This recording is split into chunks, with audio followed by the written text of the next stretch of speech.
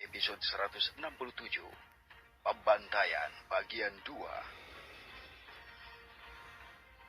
Kelompok lain yang terdiri dari lebih dari 5 orang lainnya juga telah melompat ke arah Fei Hung ketika mereka melihat peristiwa itu di depan mata mereka dan ingin mundur, tetapi sudah terlambat.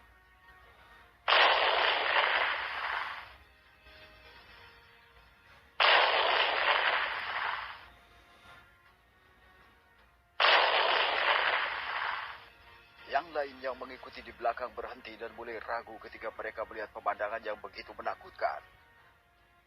Serang bersama-sama. Dia bukan dewa. Energinya akan cepat habis. Teriak Luo Xian, mencoba menyemangati semua orang di tempat itu. Dia mulai takut pada Fei Hung, tetapi dia tahu Fei Hung pasti memiliki batas. Jadi dia tidak ragu untuk mengorbankan orang lain untuk melemahkan Fei Hung, dan dia akhirnya akan menang.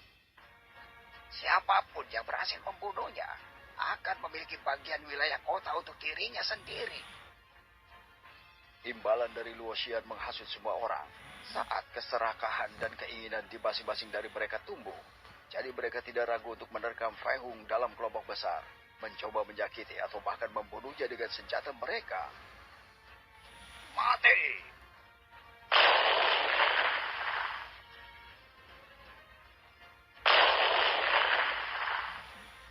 Fei Hung mengambil langkah dan ada ledakan besar lagi ketika mayat-mayat itu meledak saat mendekatinya. Mati!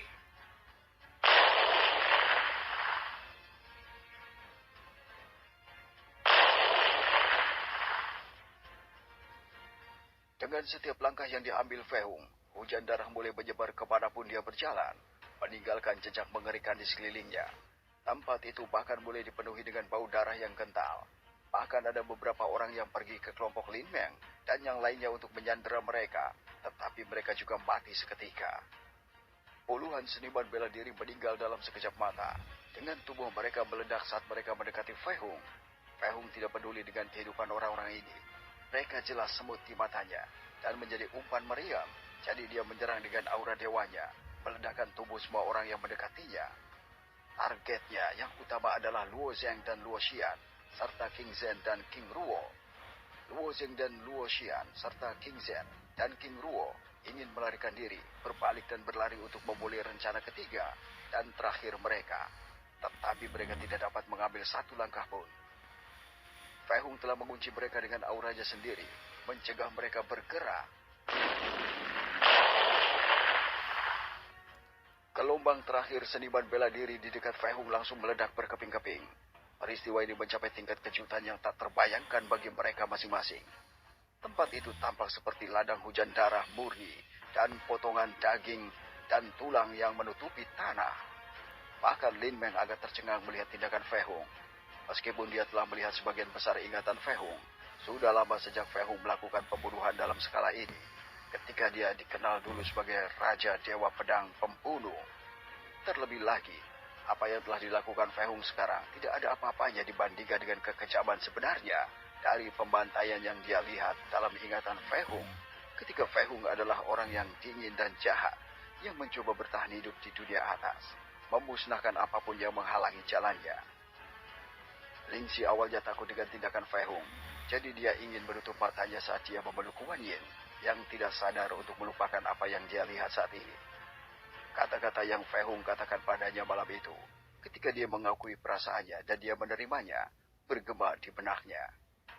Dia ingin ekspresi khawatir yang ditunjukkan Fei Hung padanya ketika dia mengakui apa yang seharusnya dia lakukan sebelumnya dan menjadi orang monster. Sekarang Ling Xi mengerti mengapa Fei Hung memberitahunya bahwa dia sendiri adalah monster itu. Rasa dingin dan kekejaman yang ditunjukkan Fei Hung saat ini dengan membunuh semua orang dengan kejam tidak diragukan lagi akan membuat semua orang berpikir bahwa dia adalah monster atau bahkan iblis itu sendiri. Ling Xi merasa khawatir saat dia melihat Fei Hung. Hatinya begitu murni sehingga dia tidak ingin Fei Hung menjadi benar-benar dingin dan jahat. Tetapi meskipun Fei Hung membunuh banyak orang, Ling Xi tidak akan berhenti mencintainya. Namun, keterkejutan dan ketakutan menyaksikan peristiwa ini untuk pertama kalinya dalam hidupnya masih ada. Ini benar-benar di luar apa yang dia bayangkan. Dan ketika dia segera mengingat kata-kata yang dikatakan Fei Hung kepada King Long sebelum membunuhnya, Dia mengerti bahwa Fei Hung melakukan hal-hal ini karena apa yang telah dilakukan King Long padanya dan Huan Yin. Di lain hal, pikiran Xin Wanying benar-benar terkejut. Tapi anehnya, dia tidak merasakan penolakan apapun terhadap Fei Hung. Adegan menakutkan ini membuatnya merasa takut. Tetapi itu hanya karena apa yang dia alami untuk pertama kalinya di depan matanya. Entah bagaimana dia tidak takut lagi pada Fei Hung. Xin Wanying juga mendengar apa yang dikatakan Fei Hung kepada King Long sebelum dia membunuhnya. Dan mengingat pukulan di wajah Ling Shi dan Huan Yin, Xin Wanying tahu bahwa Fei Hung dalam mode marah. Dan itulah sebabnya dia tidak ragu untuk membunuh semua orang ini. Baik Zhang Yang maupun Wang Ying juga terkejut menyaksikan pembantaian mengerikan yang hanya dilakukan oleh satu orang, khususnya oleh pria yang telah mereka cintai. Kekejaman dalam membunuh semua orang ini tanpa ragu membuat mereka benar-benar terpana. Beralih untuk melihat Ling Shi yang sedang menggendong Huan Yin dan juga melihat Fei Hung dalam keadaan linglung, pikiran mereka mulai memproses semua yang telah terjadi pada hari ini. Pembantaian ini belum pernah terjadi di kota Tianjun mereka, apalagi pembantaian yang mengerikan seperti ini. Ini membuat semua orang melihat Fei Hung seperti iblis yang dengan mudah memanen nyawa manusia, bahkan tanpa mengedipkan mata saat melakukannya. Tapi dalam beberapa hal mereka semua yakin, jika Fei Hung tidak datang, mereka akan menjadi orang yang mati tanpa keraguan saat ini. Lin Yan dan Xin Tian tidak dapat memproses dengan benar apa yang terjadi. Tetapi terlepas dari itu, kata-kata Fei Hung kepada King Long mencapai jiwa mereka, dan mereka merasa bahwa apa yang dia lakukan masuk akal. Keduanya berpikir bahwa jika wanita yang mereka cintai telah terluka atau lebih buruk, seseorang ingin menculiknya atau menyakitinya, mereka juga tidak akan ragu untuk memberikan segalanya, bahkan dalam kasus terburuk untuk membunuh.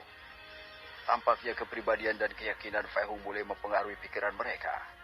Sedangkan Xinzi sedang mengawasi Fei Hung dan meskipun dia merasa bahwa mungkin berlebihan apa yang dia lakukan, ketika dia bisa melumpuhkan mereka semua, dia tidak merasakan penolakan atau ketidaksukaan terhadap Fei Hung.